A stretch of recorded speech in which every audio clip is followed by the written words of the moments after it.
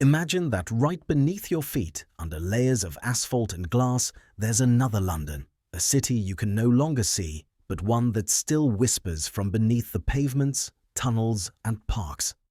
A London where not only buildings vanished, but stories, reputations, entire districts disappearing so quietly that no one realized they were already gone. Some of these places were erased overnight, leaving nothing behind but a red glow on the horizon. Others were taken apart brick by brick and shipped thousands of miles away to places where no one even knows their true past. And some locations were removed quietly, almost secretly, because their existence bothered someone.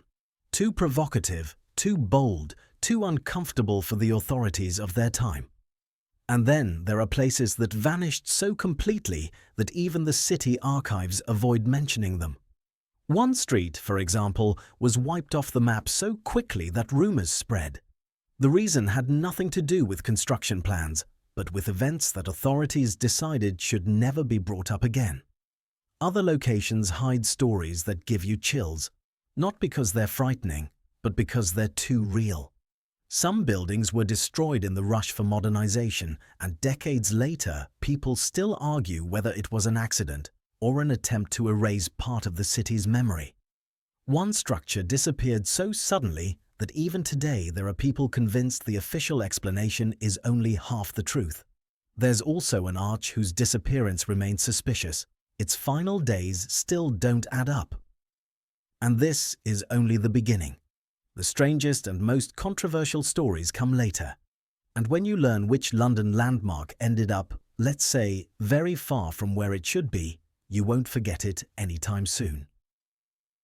If you're ready to discover what London still hides and why some disappearances continue to raise questions, stay with us until the end. One of these stories will completely change the way you think about urban legends. They once stood over northwest London as confidently as lighthouses over the sea. The two white Wembley Towers, familiar to anyone who had ever watched a major match on television. You didn't need an introduction. One silhouette was enough to feel a celebration approaching. Since 1923, they greeted crowds of fans, musicians, artists, presidents, teenagers seeing a stadium for the first time, and those who returned again and again, as if visiting a temple of shared emotion. For many, the moment the towers appeared in the distance was when the event truly began. They rose slowly above the crowd, giving people time to take a breath and realize something unforgettable is ahead. Stories of global fame and personal victories played out beneath them, and sometimes it felt like the towers weren't just watching, but absorbing every heartbeat of the stadium. But one year, they were simply gone. In their place rose a modern arch, sleek, powerful, impressive, but missing that strange, intangible warmth that so many still remember. When the towers vanished, Londoners noticed a peculiar emptiness, as if an important landmark had been removed from their mental map. The city became more modern, but a little less itself, and that raised a question. What defines the soul of a place? Its newness or its memories? The answer was partly hidden in the story of a completely different London icon. The Crystal Palace, an enormous maze of steel and glass, looked like something from the future, though it appeared in the mid-19th century. Inside, you could lose yourself among wonders of industry, art, inventions, and ideas. Families spent entire days there. Children raced through the galleries. Adults looked up in awe, amazed even by the ceilings. But one night erased it. A bright glow, visible far beyond London, reduced it to fragments scattered across a park. The Wembley Towers vanished by engineering decisions. The Crystal Palace disappeared because of nature, but the result was the same. London lost a little light, a little inspiration. Where some projects existed out of necessity, others were built simply to amaze. 2 decades before the First World War, London decided to show the public something bold, a giant wheel more than 300 feet tall. Thousands rode its cabins, leaving behind the rooftops, parks, factories, and streets. For children, it was a journey into the sky. For adults, a new perspective on the city without trains or ships. Over time, the wheel became less popular and it was dismantled. Today, its memory is just an echo. Every time the capsules of the modern observation wheel rise over the Thames, they repeat the idea of the structure that once stood there but left almost no trace. A similar spirit of innovation lived on the South Bank, where shortly after the war, a cluster of futuristic structures appeared. The thin Skyrun Tower seemed to float in the air, and nearby stretched a huge dome dedicated to science and the future. People looked at them with the same mix of curiosity and wonder they feel towards prototypes of a new era. But these structures stood for only a short time. Their removal was explained in many ways, politics for some, practicality for others. But one thing is certain, when the space was cleared and only an empty site remained, London lost two symbols of hope. Hope that the future could be built boldly and beautifully. Not all vanished buildings were huge. Sometimes a single facade can give a neighbourhood its soul. On Piccadilly once stood the Egyptian Hall, a bizarre building with columns and symbols more suited to Cairo than London. Inside were exhibitions from across the world. People entered it like a portal to another reality. Eventually, it was demolished and replaced by more practical buildings. Today, the area is filled with cafes and shops, and only old photographs reveal how lively and unexpected this corner of the city once was. Sometimes disappearance doesn't come through destruction, but through a surprising journey. That's what happened to the 19th century London Bridge.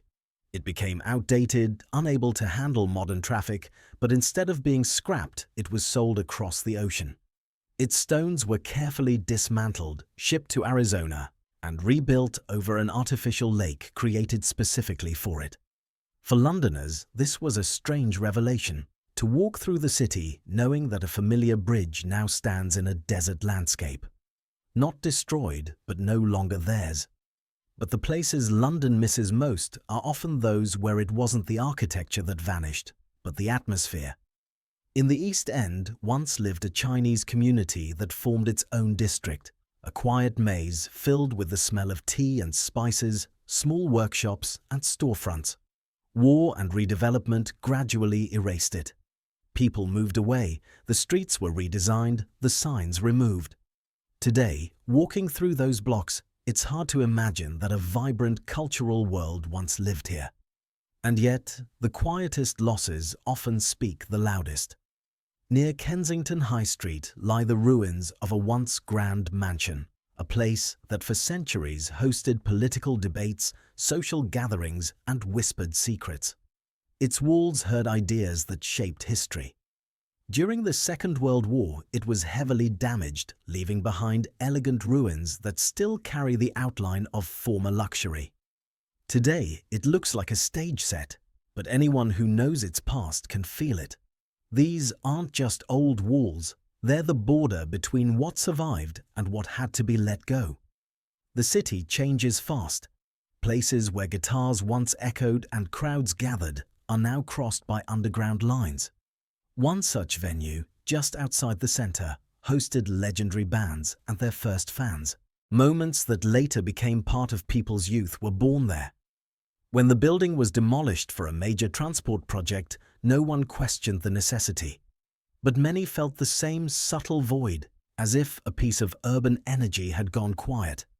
And finally, in the older part of the city, there was once a short passage from the past, a narrow street with leaning facades, looking like something out of a century-old play. It gave the neighbourhood a touch of mystery and charm. It was demolished for a straight, wide road meant to improve traffic.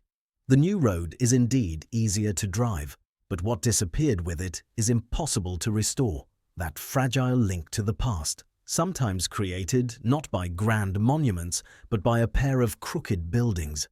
Cities live longer than we do, but their memory works in unexpected ways.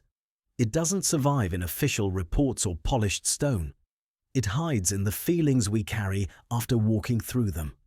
In silhouettes we picture when looking at old maps, in habits like glancing back at places that no longer exist. Every vanished building, every relocated bridge, every lost street isn't just emptiness. It's a layer, a thin slice of history that quietly supports the present. In many ways, London is a city of shadows. Not dark ones, but the kind that remind us that everything iconic was once new, alive, full of voices, and everything can disappear quietly. Sometimes all it takes is one night for the light of a massive palace to fade forever. Sometimes a political decision turns a bold symbol of the future into a parking lot. Sometimes people simply want to move faster, and a lively neighborhood becomes a straight, emotionless road.